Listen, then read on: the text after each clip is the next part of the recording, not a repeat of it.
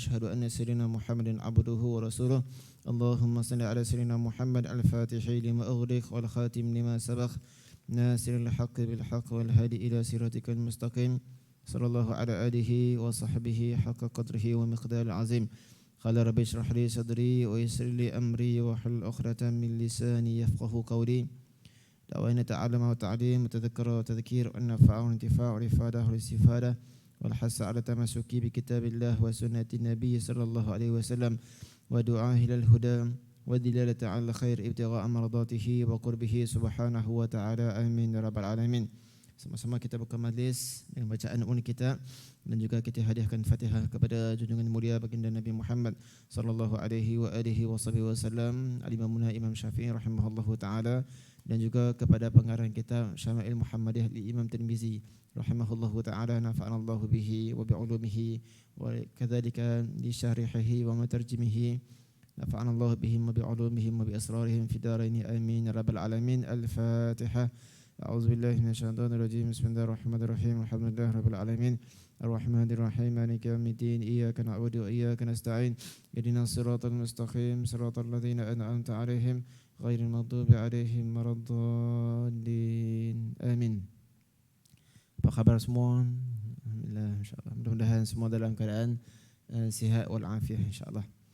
InsyaAllah kita teruskan bacaan kitab Syama'il Muhammadiyah. Kemudian lepas tu kita akan tambah sikit satu nazam qasidah tentang Allahumma salli ala sayyidina, khususiat keistimewaan baginda Nabi SAW. Yang mana semalam baru pergi Johor, pergi lepas subuh, balik sebelum subuh. Sikit lagi nak cukup 24 jam. Jadi bertemu dengan Syekh Ibrahim Masran, beliau pesanlah jadikan kehidupan kita ni sama ada kita mengajar ataupun kita mendengar tentang baginda Rasulullah SAW. Tak kira lah sikit ke ramai ke banyak ke mana ke, jadikan kita ini orang-orang yang ada masa khidmat kepada Nabi kita SAW. Nanti saya kita teranglah insyaAllah. Kita baca dulu kitab Syama'il Muhammadiyah. Sekejap kita terang insyaAllah. Boleh kita baca dulu Syama'il Muhammadiyah. Mudah-mudahan Allah Ta'ala berikan manfaat kepada kita insyaAllah. Bismillahirrahmanirrahim. Kita masih lagi bincang hari itu ni. Baru saya syarahkan bab tajuk baru. Saya baru syarah tajuk itu. Itu tajuknya cerita tentang akhlak baginda Nabi kita Muhammad sallallahu alaihi wa alihi wasallam. Qala al-mu'allif rahimahullahu ta'ala babu ma jaa fi khuluqi Rasulillah sallallahu alaihi wasallam. Bab yang mana menceritakan tentang akhlak kepribadian baginda Rasulullah sallallahu alaihi wasallam. Jadi akhlak itu saya dah cerita, Habib Ibrahim pun dah cerita sebagai mukadimahnya. Kita tengok terus hadis insya-Allah. Bismillahirrahmanirrahim. Wa bi ila qala haddatsana Abbas ibn Muhammad ad-Duri qala haddatsana Abdullah ibn Yazid al-Muqri qala haddatsana Laisu ibn Sa'd qala haddatsana Abu Asman al-Walid ibn Abi Walid an Sulaiman ibn Kharijah an Kharijah ibn Zaid ibn Thabit qala dakhala nafarun ala Zaid ibn Thabit radhiyallahu ta'ala anhu faqalu lahu hadithna ahaditha Rasulillah sallallahu alaihi wasallam qala madza uhaddithukum kuntu jarahu fakana idza nazala alaihi alwahyu ba'asa ilayya fakatabtuhu alahu fakunna idza dhakarna ad-dunya dhakaraha ma'ana وإذا ذكرنا الآخرة ذكرها معنا وإذا ذكرنا الطعام ذكره معنا فكل هذا أحدثكم عن رسول الله صلى الله عليه وآله وسلم. Muka surat 271. Kitab terbitan Inti Melikat. Bismillahirrahmanirrahim. Wa bi'ila qala haddatsana Abbas bin Muhammad ad-Duri qala haddatsana Abdullah bin Yazid al-Muqri qala haddatsana Lais ibn Sa'ad. Ini Imam Lais Yang mana kata Imam Syafi'i, Imam Lais bin Sa'ad ini lebih afqah, lebih faqih lagi daripada Imam Malik. Disebabkan beliau ini tidak ada anak murid yang nak mengembangkan ilmunya, maka menyebabkan ilmunya mati. Jadi takdir Allah 4 mazhab saja. Nak ikut mazhab ni ada pandangan sampai 16 mazhab. Tapi yang lain tidak dikembangkan oleh anak muridnya. Tapi alhamdulillah di antara mazhab yang kekal ni 4 ni lah. Kita mazhab al-Imam Imam Syafi'i. Qala haddatsana Abu Asman al-Walid ibn Abi Walid daripada Sulaiman bin Kharijah, daripada Kharijah bin Thabit, Kharijah bin Zaid bin Thabit radhiyallahu taala anhu. Ini anak sahabat. Kharijah ni anak sahabat radhiyallahu taala anhu. Ini Kharijah. Katanya, berkata sekumpulan orang.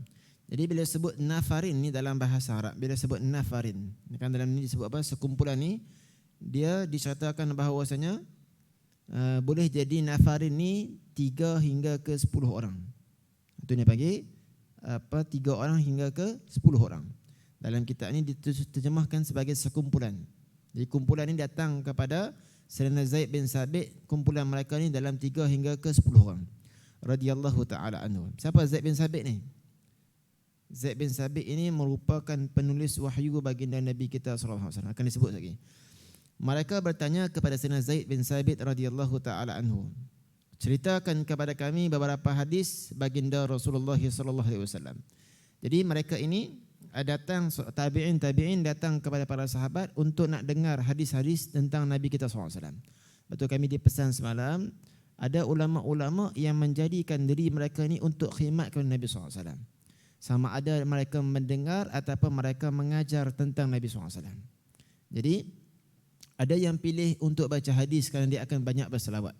Ada yang pilih untuk cerita tentang Nabi SAW juga untuk nak perbanyakkan selawat. Itu dalam masa yang sama kita nak menghargai jasa Nabi. Dalam masa yang sama kita ini juga nak ingatkan kita jangan putuskan hubungan dengan baginda Nabi kita SAW.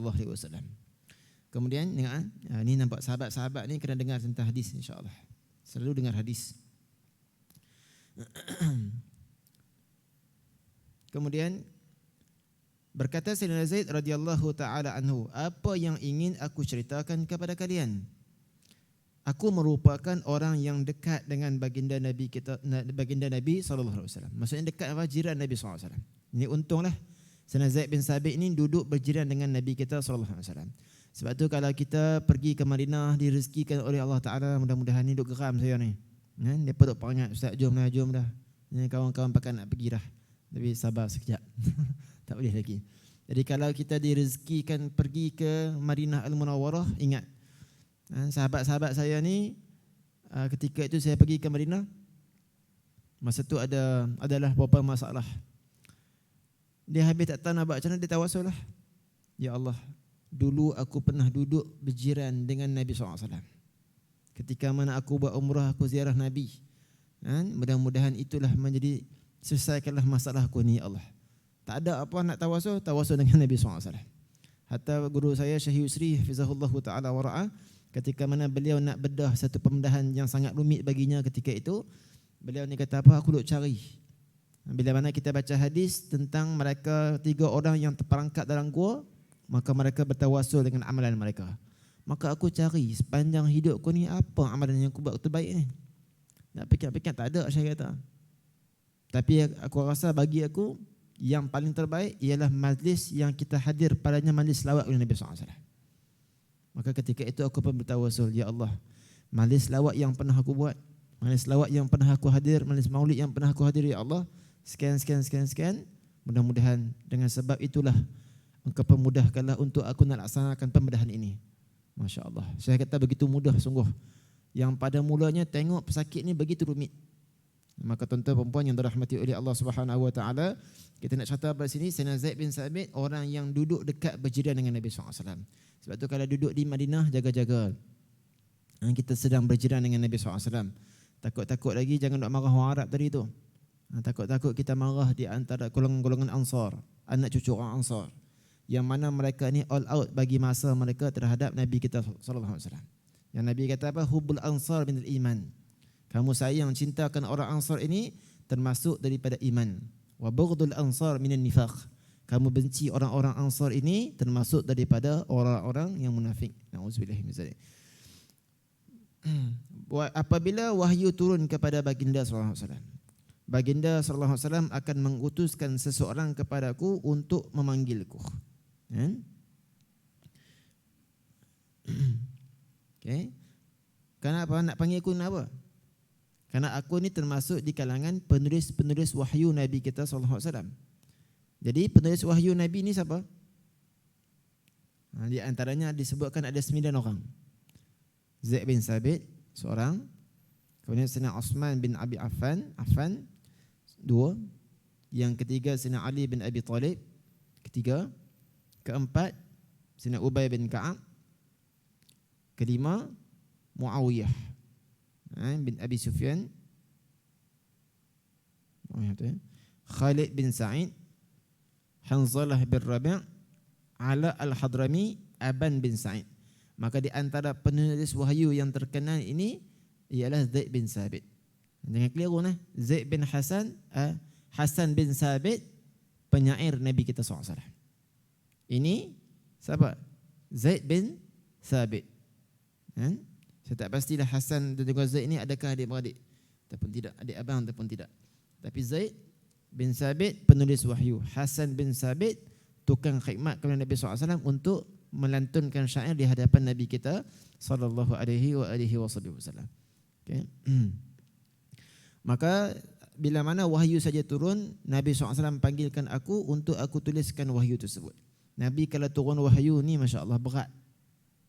Sampai sahabat-sahabat yang kita diceritakan sebelum ni bahawasanya sahabat-sahabat kalau ketika itu paha Nabi kena dengan paha para sahabat, tiba-tiba wahyu turun, maka sahabat tersebut merasakan macam nak patah pahanya kerana beratnya. Jadi Nabi terima wahyu ni berat, terima Quran ni berat. Tapi Allah kata apa? Walaqad yassarnal Qur'ana lidzikri fahal min mudakkir. Dan kami telah permudahkan Quran untuk kamu sebut, lidzikri, untuk kamu sebut. Susah Nabi nak terima ni. Fahal min mudakkir, adakah yang masih ingat? Adakah yang ingat tentang nikmat tersebut? Ini jasa Nabi kita SAW bersusah payah terima benda yang berat supaya kita dipermudahkan untuk nak bacanya. Tinggal kita nak baca. Baca pun kurang, dengar pun kurang. Tak boleh baca, jangan lupa untuk nak dengar. Tapi kalau dengar pun masalah, baca pun masalah, maka di manakah kita dengan Al-Quran Al-Karim? Baginda SAW akan mengutuskan seseorang kepadaku untuk memanggilku, lalu aku tuliskan wahyu untuknya, untuk baginda. Kata Sayyidina Zaid ni, aku ni jiran Nabi ni, apabila kami bercerita tentang perkara keduniaan. Jadi maksudnya apa di sini? Jangan faham sahih. Oh, Nabi pun sembang benda-benda lara juga. Kata di sini, apabila kami menceritakan tentang perkara keduniaan, baginda SAW juga akan turut join cerita bersama dengan kami. Di sini apa ni? Kalau cerita-cerita benda dunia yang boleh membawa kepada akhirat, maka Nabi SAW juga akan turut join bincang bersama dengan kami. Jadi Nabi tak bincang benda dunia banyak. Sebab kalau Nabi jalan pun, Nabi akan jalan macam mana? Nabi akan jalan tunduk saja. Kemudian Nabi kalau tengok benda dunia ni bukan tengok dengan biji mata macam tu, tengok dengan hujung-hujung je. Sebab tu Allah sebut bahawa wasbir nafsaka ma'alladhi wasbir nafsaka ma'alladhi, apa Ustaz? Allah surah Al-Kahfi tu, wasbir, bersabarlah kamu wahai Muhammad, nafsaka ma'alladhi, dah tak keluar ni, yad'una rabbahum bil ghadati wal 'ashi yuriduna wajhah. Sabarlah kamu wahai Muhammad, duduk bersama kumpulan-kumpulan yang mana mereka ni berdoa kepada Allah. Bil ghudu, bil ghada wal 'ashi, pada waktu pagi dan juga pada waktu petang, yuriduna wajhah, yang mana mereka ini inginkan semata-mata keridaan-Mu ya Allah. Disebutkan bahawasanya ketika Nabi SAW sedang khutbah ni tuan-tuan, puan semua, tiba-tiba dengar bunyi. Dengar bunyi macam unta duk bawa barang-barang hatta ghanimah. Maka ketika itu diceritakan bahawasanya ada sebahagian sahabat-sahabat ni yang bangun, tengah Nabi khutbah tu, bangun kat luar tengok benda apa yang datang. Rupanya unta-unta yang bawa hatta ghanimah daripada peperangan. Ni Allah SWT dalam Quran, wa taraku ka qaima. Mereka biarkan Nabi SAW ni ketinggalan seorang-seorang. Maka dalam ayat ini Nabi pesan, wasbir, sabarlah kamu wahai Muhammad, bersama dengan kelompok-kelompok mereka yang sentiasa berdoa, sentiasa mohon kepada Allah Ta'ala ni pagi petang semata-mata nak keridaan Allah Subhanahu Wa Ta'ala. Jadi Allahumma salli ala sayyidina Muhammad. Kalau kawan-kawan kita ni kita sama-sama bincang benda dunia, jadi kita tengoklah kalau kita duduk dengan para habaib, duduk dengan guru-guru kita ni, bincang juga benda dunia ni, isu-isu semasa ni bincang juga. Tapi bincang mereka tu tak melalut, orang Kedah kata. Lepas tu mereka akan bawa kepada kisah-kisah tentang Nabi kita SAW. Kita ni kalau buat macam tu macam mana? Tengah-tengah duduk sembang ni, Nabi SAW macam ni, Tok Sarut tunjuk alim lah, Tok Sarut tunjuk bagus lah. Kan? Ni orang bincang satgi lah sembang bab Nabi. Macam tu juga ada perangai manusia kan. Tapi Nabi kita kata apa? Ini para habaib kita ajar macam tu. Para masyayikh kita ajar macam tu. Kalau bincang bab dunia, kemudian ubah. Kan? Ubah keadaan itu, bawa untuk bincang kepada Allah Ta'ala dan juga kepada baginda Nabi kita SAW. Satu.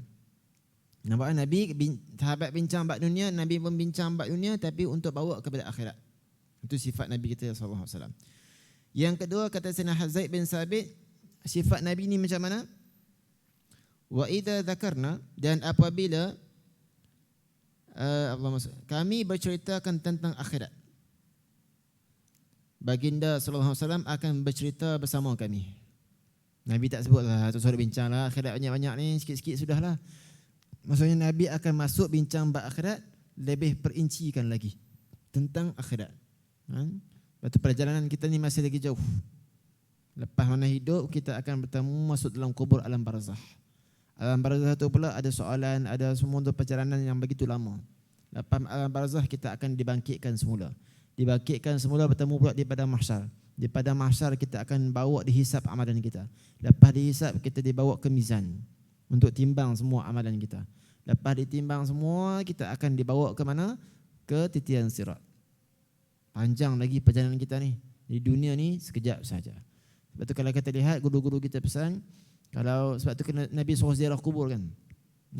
Nabi suruh ziarah kubur. Kerana kubur ni tengok saja dia akan mengingatkan kita tentang akhirat. Alhamdulillah semalam ziarah Habib Ali Batu Pahat, ziarah Habib Alwi bin Tahir, Mufti Johor, Habib Salim bin Attas, Mufti Johor yang pertama. Lama dah duduk tahan geram ni kan. Pergi terus. Dia tak boleh rancang. Rancang tak edit. Kira on dia tengah malam, pergi terus. Baru dia menjadi. Saya selalu jadi macam tu lah. Jadi Nabi SAW kalau duduk dengan para sahabat, Nabi akan bincang secara terperinci berkaitan dengan perkara akhirat. Nabi kita kata apa? Supaya manusia ini ambil perhatian tentang akhirat. Kemudian yang ketiga kata Sayyidina Zaid bin Sabit, apabila kami bercerita tentang makanan, ni paling seronok lah. Jenis makanan apa, hukum-hukum berkaitan dengan apa, masak ni sedap ke tak, kedai apa ni, kedai yang mana yang sedap, Allah. Hatta kita Ustaz rasa dekat dengan Ustaz ni. Dia rasa pula apa dah. Ni dekat dengan Ustaz ni mana? Dia pun sebut ni cendol Ustaz ada durian lagi. Kita pun tak tahu.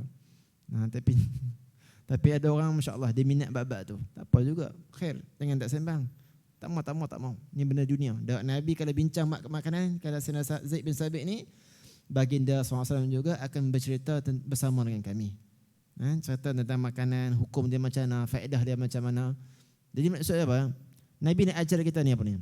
Kalau kamu cerita bab dunia, kalau kamu cerita bab apa sembang-sembang, kamu cerita bab akhirat, pastikan perbincangan kamu ini tidak ada benda-benda yang sia-sia. Kenapa disebutkan dalam satu hadis?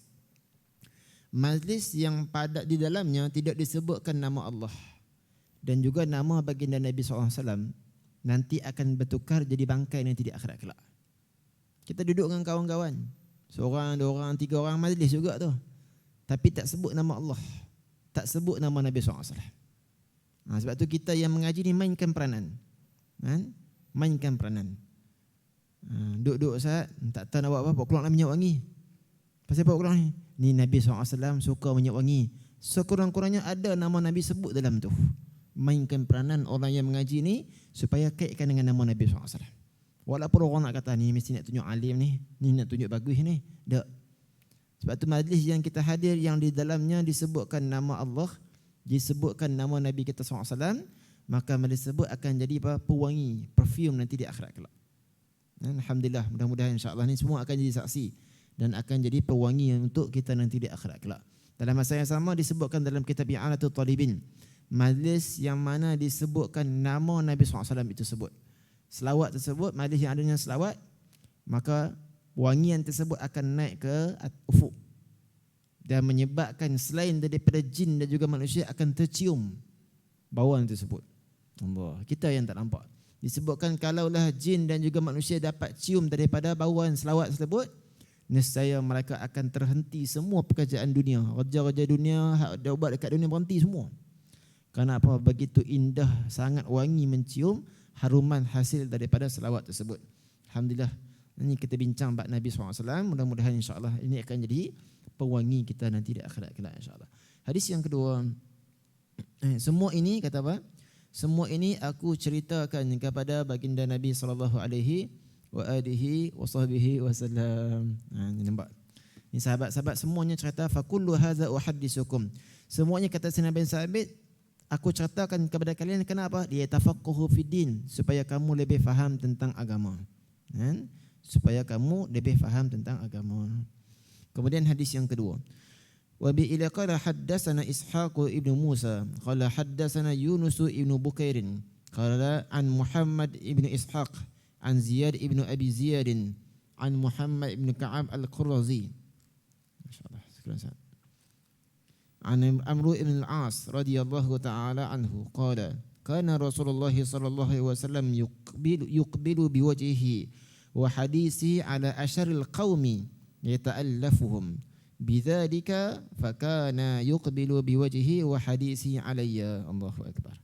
Hatta sanantu anni khairul qaumi faqultu ya Rasulullah ana khairun wa Abu Bakrin faqala Abu Bakrin faqultu ya Rasulullah ana khairun am Umar faqala Umar faqultu ya Rasulullah ana khairun am Utsman faqala Utsman falamma sa'altu Rasulullah sallallahu alaihi wasallam fasadaqani fala waridtu anni lam akun sa'altuhu. Ya Allah.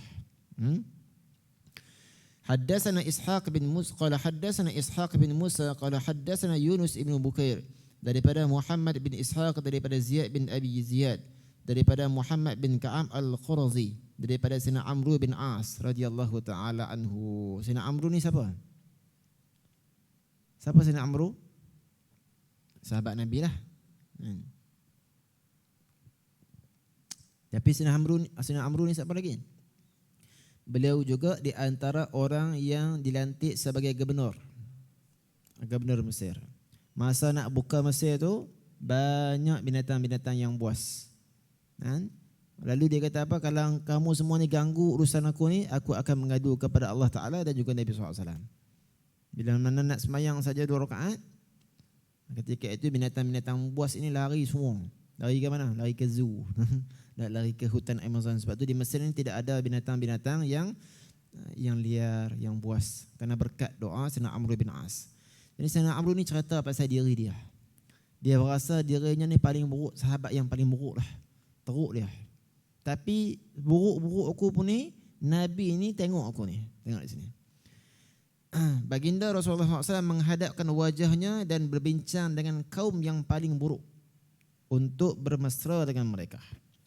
Jadi di sini kata para ulama, apa Allahumma salli ala sayyidina Muhammad, Nabi jumpa dengan orang-orang yang buruk perangai mereka ini ataupun kurang adab mereka ni. Kenapa? Untuk nak bermesra dengan mereka.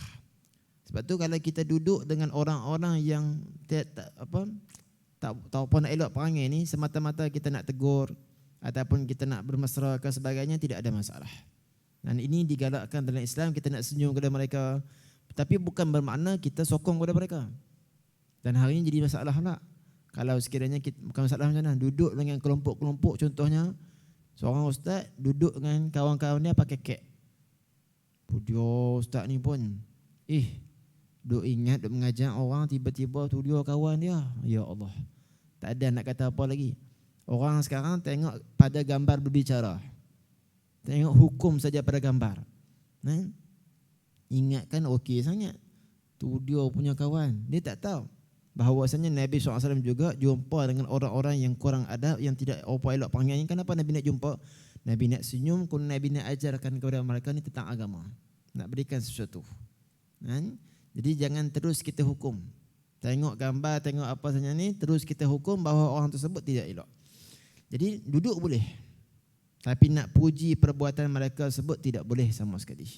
Dulu teringat cerita Habib Umar bin Hafiz, hafizahullah ta'ala wa ra'ah. Beliau ni pada satu petang Habib Omar jalan, jumpa dengan geng main bola. Allah, jumpa orang main bola ni macam mana? Budak-budak muda ni seronok lah. Habib, jom join sekali. Habib tengok aja. Kemudian mereka seronok kat Habib ni sampai suruh Habib ni masuk pula. Ambil bola, bagi bola kat Habib, suruh Habib sign bola tu. Habib Omar pun layan sign bola. Kemudian punya dakwah Habib Omar ni, Habib kata apa? Ada mereka ajak Habib main, aku tak pandai main, tapi aku tengok aja. Kemudian Habib datang pula. Aku dah datang kepada kamu ni, jom datang pula tempat aku. Masya Allah, tu dakwah cara masuk. Maka akhirnya mereka ni rasa serba salah, datang pula majlis dalam pengajian Habib Omar. Ini cara dakwah, skill dakwah. Jadi mudah-mudahan insya-Allah lah kita dengan pakaian yang baik ni juga dakwah insya-Allah. Mudah-mudahan keluar pakaian yang baik ni, orang-orang tengok, ya sesekan dengan kita. Segan nak Allah. Ni pakai jubah ni, ni pakai tudung labuh ni, ni orang balik mengaji ni. Segan aku. Mungkin mudah-mudahan dia nak isap rokok ketika itu ke, ataupun isap rokok pula. Dia nak buat benda-benda yang maksiat ke, dia tengok kita, dia lari. Ada orang macam tu. Dulu kalau kita lihat sebelum Covid ni kan, Tok Guru kita pesan, pergi sembahyang Jumaat awal. Kamu akan dapati orang-orang yang rasa lewat tu, insya-Allah dia tengok kamu lari. Tu dulu.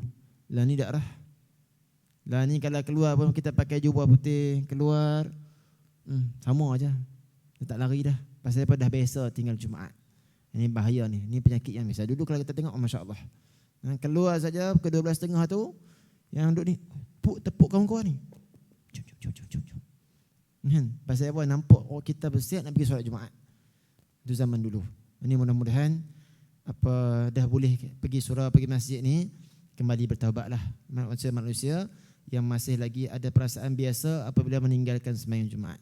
Saya jumpa dengan seorang sahabat, dia kata, Ustaz, alhamdulillah ni, lepas tahun baru kali pertama saya sembahyang Jumaat. Ya Allah. Lepas tahun. Pasal apa? Dia bagi alasan, tak apalah, kerajaan tanggung. Senang. Kerajaan tanggung, aku tak sembahyang Jumaat, siapa buat SOP macam ni, hampa semua tanggung. Jadi kita jawab, jangan macam tu. Kerajaan dah buka juga. Tak apalah, yang ada bahagian ni apa, ada bahagian. Kita ni usaha kita, bahagian kita je usaha pergi nak sembahyang Jumaat. Hatta Habib apa? Yang baru tu Habib Abdullah Habib Abdullah Al-Haddar kan. Sampai call saya, call Abang Suhaimi. Masa tu kan Covid tak boleh lagi. Aku nak pergi sembahyang Jumaat, kita pun kata apa, tak boleh, orang luar tak boleh. Cuma juga bawa. Nanti kalau Tuhan tanya, sekurang-kurangnya aku ada jawapan. Alhamdulillah Abang Suhaimi bawa kau nak bang? Bukit Julutong. Dapat sekali sembahyang Jumaat tu lega, alhamdulillah. Tiket VIP lah, jasa. Tapi nak kita kata apa? Mereka ni cukup risau kalau sekiranya syariat Allah dalam diri mereka tidak ditegakkan. Cukup risau. Baik. Pergi ikut mana tadi tu? Merata pergi ni. Sehingga aku menyangka bahawa akulah sebaik-baik kaum. Hatta zanantu anni khairul qaumi. Bila Nabi SAW datang kepada aku ini, aku ni orang yang buruk perangai.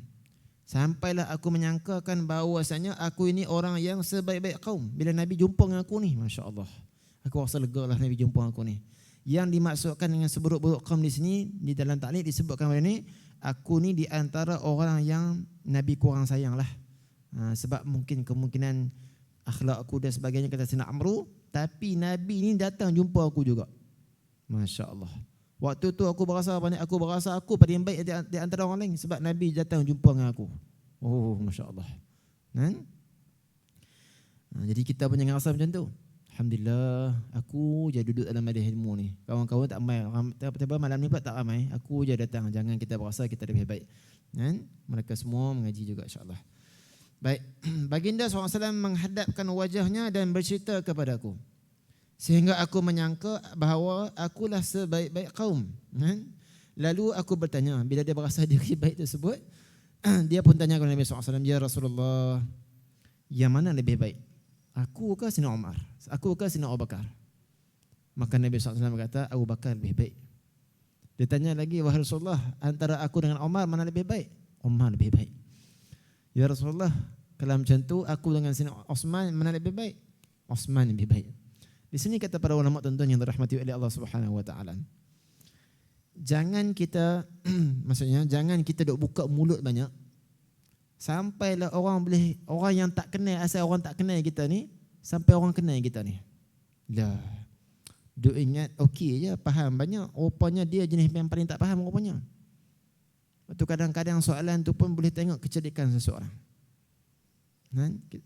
Baru ni kita kongsikan, nak tengok orang cerdas, otak ni cerdas ataupun dia tengok 4 benda kan. Tengok cara dia tulis.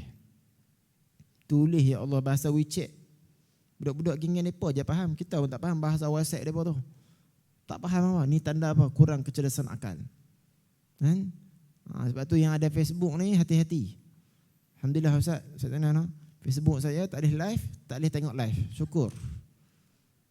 Semalam saya duk fikir ni, aku nak delete kan terus kan, nak stop kan terus. Duk fikir kan, Ustaz buat lah Ustaz. Jangan berhenti. Biar tu tak boleh katanya pasal nak dengar kuliah tu. Dan kena buat live di Facebook. Tapi masalahnya macam itulah. Dia duk 50-50 ni. Nak buat ke tak buat? Kalau tak buat aku nak dengar pengajian. Kan? Tak boleh dengar live. Video tak boleh buka. Tapi kalau tak buka terlepas maklumat. Tu dunia tu ada lagi tu. Jadi apa? Tengah-tengah ni. Sama ada tutup terus ataupun buat akaun baru, diamkan yang lama. Cerita pula dalam kuliah ni. Astaghfirullahalazim. Ini nak kita kata apa di sini? Apa Allahumma salli ala sayyidina Muhammad, apa yang kita tulis, satu orang boleh tahu kita ni macam mana. Yang kedua, apa yang kita bercakap, orang boleh tahu kita ni macam mana. Yang ketiga, macam mana seseorang tersebut dihantarkan wakil sebagai delegasi utusan. Yang keempat, macam mana orang bagi hadiah. Kita bagi hadiah kepada seseorang, boleh tahu kecerdasan akal kita ni macam mana. Jadi bila dia tanya Nabi SAW, Nabi kata ni orang ni. Sampai Sayyidina Amr bin As kata apa? Baginda, apabila aku bertanya, baginda Rasulullah SAW lalu, apabila aku bertanya baginda Rasulullah SAW, lalu baginda SAW membenarkannya. Aku ke Umar? Aku ke Osman?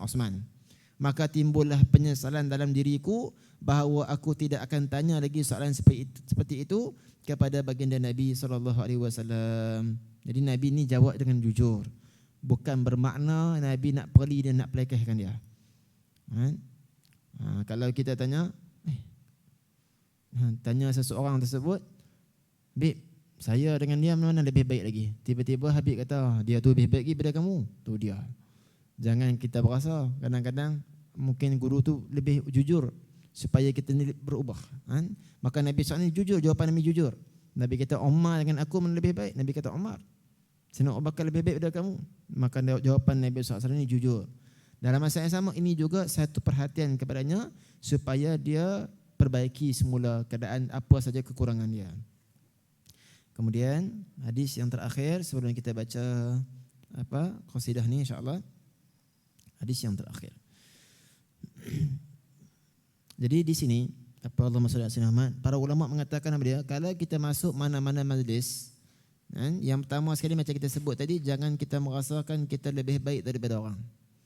Kita merasakan bahawasanya kitalah yang paling tak reti sekali dalam majlis tersebut. Hatta yang nak bercakap ni, dia masuk majlis, kenapa? Dia kena anggap yang depan itu tersebut adalah lebih baik lagi daripada dia. Di situ insya-Allah akan banyak futuhat, fuyudat, madad daripada Allah Subhanahu wa taala kepadanya. Apabila sebabkan ilmu ni dia akan lari dua. Yang pertama disebabkan kita malu, dan yang kedua disebabkan kita takabur.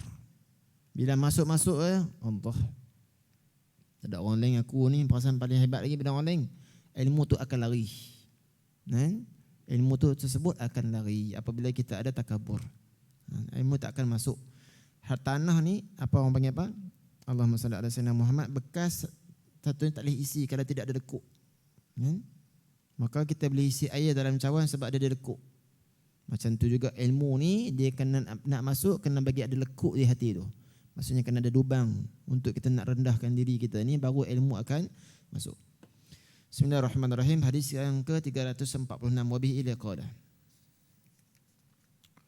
Haddatsana Qutaibah ibn Sa'id qala anba'ana Ja'far ibn Sulaiman ad-Dubai an Sabit an Anas bin Malik radhiyallahu taala anhu qala qadamtu Rasulullah sallallahu alaihi wasallam 10 sinina fama qala li uffin qattu wa ma qala li syai'in sana'tuhu lima sana'tahu wala li syai'in taraktuhu lima taraktahu wa kana Rasulullah sallallahu alaihi wasallam min ahsan nasi khuluqa wala masastu khazzan wala harira wala syai'an kana alyana min kafi Rasulillah sallallahu alaihi wasallam wala syamamtu miskan khattu wala 'atran kana athyaba min 'araqin nabiy sallallahu alaihi wa alihi wa sahbihi wasallam.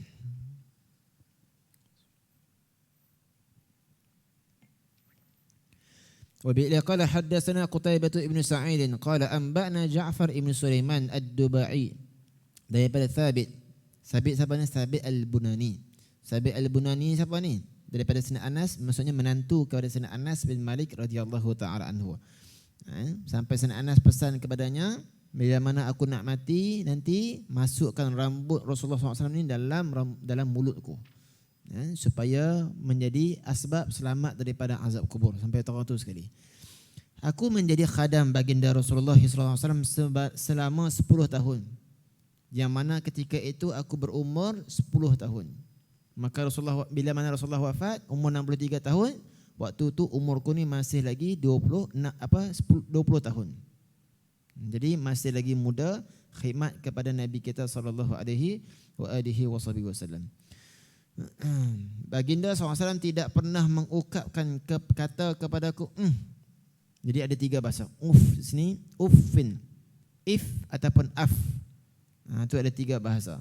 Itu dari segi bahasa Arab lah. Maksudnya apa? Nabi tak pernah ucap kata-kata pali dekat Sayyidina Anas. Tak pernah kata-kata duk pali, menganjing, lagi tak ada lah. Itu dari segi maksudnya situ. Anas, tak bawa ajar kah? Tak kata macam tu. Jadi, hai Anas, kenapa buat macam ni? Tak pernah Nabi nak kata benda-benda pali kepada Sayyidina Anas radhiyallahu ta'ala anhu. Budak-budak, biasalah. Jadi, jumpa kawan-kawan yang main sekali, main. Tapi Nabi tak pernah nak marah dengan mereka. Maka Nabi SAW ni cerita di sini, Nabi tak pernah nak pergi kepada Sayyidina Anas radhiyallahu ta'ala anhu. Baginda SAW tidak pernah berkata kepadaku tentang sesuatu yang aku lakukan. Mengapa engkau lakukan demikian? Anas, kenapa buat macam ni? Nabi tak, ni tanda apa tuan? Tanda apa ni? Tanda akhlak Nabi kita SAW yang tinggi. Dan terhadap sesuatu yang mana aku tinggalkan, kenapa engkau tinggalkan? Wahai Anas, kenapa tak buat macam ni? Ini tanda apa? Kata para ulama, Nabi SAW tahan apa yang ada dalam jiwa Nabi kita sallallahu alaihi wasallam. Tapi kita jangan macam tu. Ada cucu, benda yang perlu kita marah. Ada yang perlu kita tegur. Ada benda yang perlu kita biar. Ada sebagian orang dia terkalih. Dia bagi semua kepada anak-anak. Tak tegur langsung. Ada pula dia tegur lebih sangat. Sampailah anak-anak ni takut pula dengan dia. Jadi itu tidak kena dengan apa yang ditarbiahkan oleh Nabi kita sallallahu alaihi wasallam. Kemudian baginda Rasulullah SAW merupakan orang yang terbaik akhlaknya. Hatta dengan kanak-kanak sekalipun, hatta dengan orang yang lebih dewasa, Nabi tetap akhlak yang terbaik. Semalam guru kami tu bagi kat saya ni, saya tengok boleh pegang semalam macam tu. Buku tebal ni, ya Allah, ni saya nak suruh kau baca ni supaya jadi akhlak lebih baik kot. Jadi saya tengok karangan-karangan ni banyak, semua ulama ni karang bab akhlak juga. Walaupun kita dah mengaji dah bab akhlak ni, tapi masih lagi ada alim ulama yang karang tentang akhlak ni. Kenapa? Kata guru kami Syekh Muhammad Ibrahim Abdul Ma'is kata ni, apabila kita ni memiliki akhlak yang mulia, itu di antara penyebab untuk kita cepat mendapat syafaat baginda Nabi Muhammad SAW. Dan dengan sebab akhlak itulah kita boleh diangkat darjat, duduk ke dalam syurga yang lebih tinggi lagi. Itu sebab tu akhlak. Kadang-kadang tak sedar. Kemudian, aku tidak pernah menyentuh kain yang diperbuat daripada bulu dan juga sutera. Begitu juga sutera serta sesuatu yang lebih lembut daripada telapak tangan baginda Rasulullah SAW. Kata Sayyidina Anas, aku tak pernah pegang sutera. Pegang tangan Nabi lebih lembut lagi. Ada riwayat tangan Nabi bila pegang keras. Misalnya takdirnya bila mana itu Nabi SAW lepas balik daripada perang. Nabi pegang pedang, pegang tombak. Tanda Nabi juga berperang. Lepas tu tangan Nabi jadi lembut balik. Tangan kita macam mana? Boleh lembut balik. Dah kematu lah kan. Lepas jadi lembut balik. Ada cara bang? Sahabat saya kata ada cara. Rendam. Rendam apa tak dalam petrol lah. Saya tak tahu lah. Tapi banyak orang lah bila dah kematu kerah ni payah jadi lembut lah. Tapi ajaibnya tangan Nabi kita SAW ni bila dah keras, lepas balik perang, pegang kerah, betul akan jadi lembut balik. Itu Allah Ta'ala buat hebatnya tangan Nabi kita SAW. Kemudian apa di sini? Aku tidak pernah menghidu minyak wangi misk kasturi. Nabi suka pakai minyak wangi kasturi. Begitu juga minyak atar yang lebih wangi. Ambari ke, macam kita pakai oud ke sebagainya, lebih wangi daripada peluh baginda Nabi kita SAW. Jadi nak kita kata apa di sini? Nabi, sifat Nabi itu badan Nabi itu dah wangi dah. Kalau Nabi lalu satu jalan, maka sahabat kenal ini Nabi SAW lalu di sini. Tapi Nabi walaupun badan sudah wangi, Nabi tetap juga pakai minyak wangi. Kenapa di sini? Sampailah Habib Abdullah Al-Hadar pesan kepada kita dulu, kalau tuan-tuan ingat apa dia? Dan dipesan juga oleh guru-guru kita yang lain, kalau boleh setiap masa, setiap keadaan, pastikan dalam poket kita ni sentiasa bawa minyak wangi. Nabi SAW juga suka pakai minyak wangi. Kenapa? Yang pertama, disebutkan dia apabila kita pakai wangi-wangian ini, maka datang malaikat akan sentiasa duduk berdampingan dengan kita. Apa fungsi malaikat duduk berdampingan dengan kita ini? Sebagian para ulama mengatakan malaikat itulah yang akan menjadi benteng duduk tahan, jangan buat benda maksiat. Ataupun ada benda-benda buruk yang nak datang kena kepada kita, dia akan tolong tahan. Maka hidup sentiasa berdampingan dengan para malaikat ini Ini merupakan satu yang terpuji. Maka pakai minyak wangi itu menyebabkan insya-Allah malaikat sentiasa datang duduk dengan kita ni. Kemudian sunat kita pakai minyak wangi ni bila mana kita nak berkumpul dengan orang-orang kaum muslimin, dengan kawan-kawan, sunat kita salib minyak wangi sikit. Cara dia tu macam mana? Guru kami aja salib, sapu, sedut. Itu sunnah yang semakin hari dilupakan. Sedut minyak wangi. Kemudian letak kat mana ni? Letak dari dulu. Atau tarik ke belakang. Apa rahsia ni letak belakang telinga ni? Kalau perempuan macam mana? Tak apalah, belakang tudung kan. Sebagian kita rahsianya letak belakang telinga ni, minyak wangi ni dia akan kekal lama. Wallahu a'lam lah. Itu yang kita terima daripada guru-guru, cara nak pakai minyak wangi. Ambil bau dulu. Itu sunnah dia. Dan bila orang bagi minyak wangi, kita ambil bau. Kemudian tapi jangan tarik. Bau tak elok, dia pun tarik muka. Buat-buat macam wangi itu wangi sungguh. Oh, masya-Allah. Geleng kepala tu tahu dah. Walaupun busuk. Geleng kepala boleh jadi dua. Tak tahan busuk ataupun wangi sungguh. Tapi jangan tarik muka. Senyum. Nampak? Walaupun busuk sungguh minyak wangi ni. Allahumma salli ala sayyidina Muhammad. Kemudian apa lagi? Kita pakai minyak wangi itu dan juga sebagai niat iqtidak lah, ikut sunnah Nabi kita sallallahu alaihi wasallam. Nanti kalau tuan-tuan perempuan yang dirahmati oleh Allah Subhanahu wa taala pergi ke muzium tu di Madinah ni, bukan sebelah Masjid Nabawi tu. Kena naik teksi ke Muzium Mathaf Madinah. Sana tu dia ada orang jual cupak Nabawi tu. Dapat jumpa dengan pengarang, insya-Allah dia akan bagi hadiah yang istimewa insya-Allah. Selain daripada sana, dia akan bagi sesuatu yang istimewa lah. Tak ada nak cerita lah pasal live. Bahaya, ada orang tak ada nak terima benda macam ni. Ala kulli hal, sekadar itu dahulu kita baca tentang Syama'il Muhammadiyah, tentang sifat Nabi kita sallallahu alaihi wasallam. Mudah-mudahan kita termasuk di kalangan orang yang mempunyai akhlak-akhlak yang mulia insya-Allah. Amin ya rabbal alamin. Insya-Allah saya nak baca sikit qasidah ni. Ada kertas tu bang. Syekh semalam bagi kat kami ni kitab Jawahir Munazzam, yang mana menceritakan tentang keistimewaan Rasul Azam. Kitab ni dah habis, tapi ada PDF. Kalau nak bertustik boleh insya-Allah. Termasuk yang online ni. Yang nak bertustik boleh, yang nak print boleh. Tapi bukan untuk tujuan berniaga, untuk nak mengaji saja. Jadi Syekh dah bagi ijazah. Syekh kata saya akan baca setiap hari Isnin. Dia dah semalam terima, hari ni buat terus. Tak cukup lagi 24 jam, buat terus. Yang ni bawa selalu. Ini orang panggil apa? Qasidah. Malam ni kita baca qasidah dulu. Nanti buku ni insya-Allah siapa yang nak kita boleh peringkan dan juga kita postikkanlah. Kita akan baca buku ni. Dah saya suruh bacalah. Ini amanah lah. Dah bagi ijazah, kita bacalah sikit. Jadi kita akan baca hari Isnin kalau Syama'il ni dua. Jawahirul Munazzam dan juga Syama'il Muhammadiyah. Malam ni insya-Allah kita baca dulu tentang qasidah ini insya-Allah. Seorang-seorang Ustaz tolong backup Ustaz.